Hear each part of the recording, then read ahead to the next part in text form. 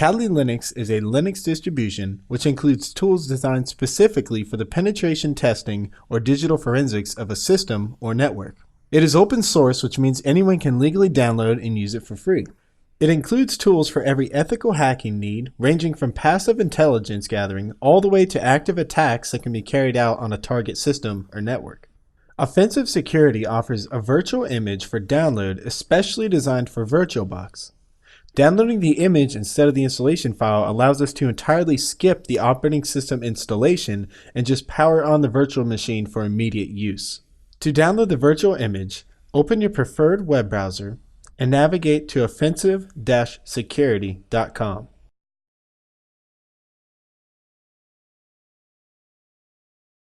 Under the navigation bar, we need to choose Projects, Kali Linux, and Kali Linux VM Downloads. If you do not see the last option in the list, it's possible that you're on a monitor that is 720p or not quite 1080p. The quickest workaround that I've found is to shrink your web browser screen until you get the mobile navigation, and then you are free to proceed.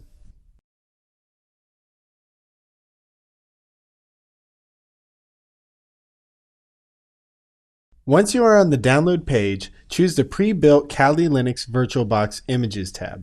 At this point, we need to choose either a 32-bit or 64-bit version. I'm going with the 64-bit version as I have a 64-bit processor.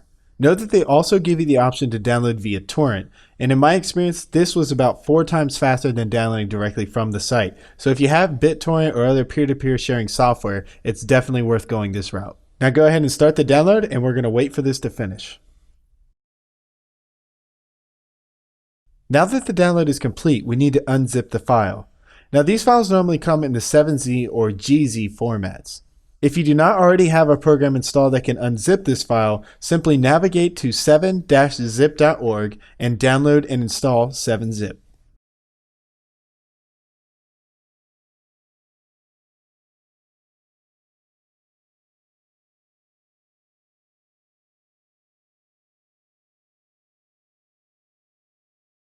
When you extract the downloaded file, be sure that you place it in a location that will be easy to access.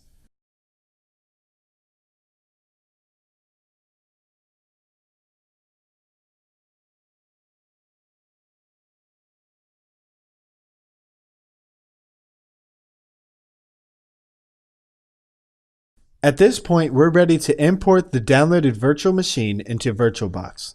To do this, open VirtualBox and choose File, Import Appliance. Browse to the location where you extracted the VirtualBox image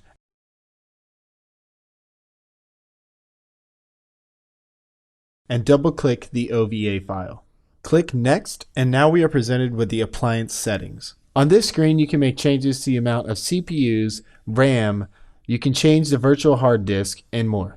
If you would like to make these changes, go ahead and do so now. I don't have any reason to make any changes, so I'm just going to click Import. Now this import will likely take several minutes depending on your computer's speed.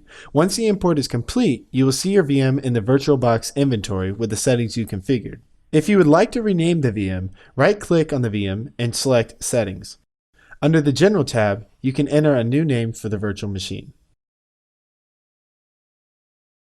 Click OK when you're done. Take a look in the description of the virtual machine.